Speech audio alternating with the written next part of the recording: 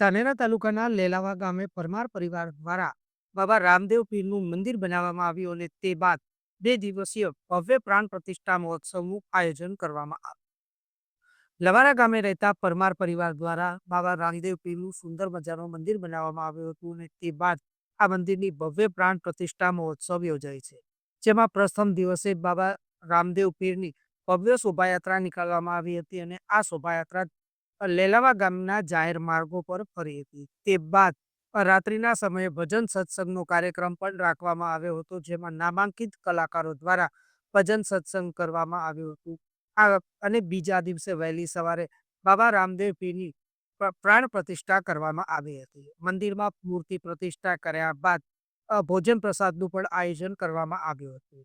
આ કાર્યક્રમમાં રાજકીય અગ્રણીઓ સહિત અનેક આગેવાનો ઉપસ્થિત રહ્યા હતા. તો બીજી તરફ આવનાર તમામ મહેમાનોનું પરમાર પરિવાર દ્વારા સ્વાગત પણ કરવામાં આવ્યું હતું.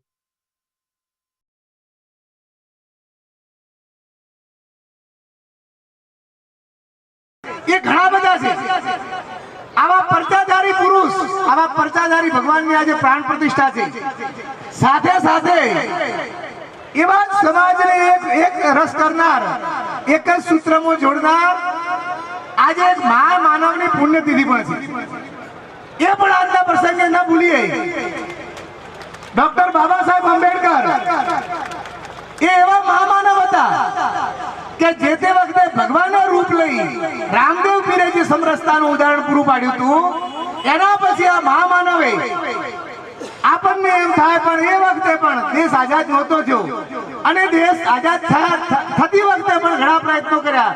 દેશ આઝાદ થયા પછી પણ કાયમી સમાનતા સમરસતા જેમને આપણને આપી હોય ને, એ બાબા સાહેબ આંબેડકરને પણ આપણે યાદ કરીએ.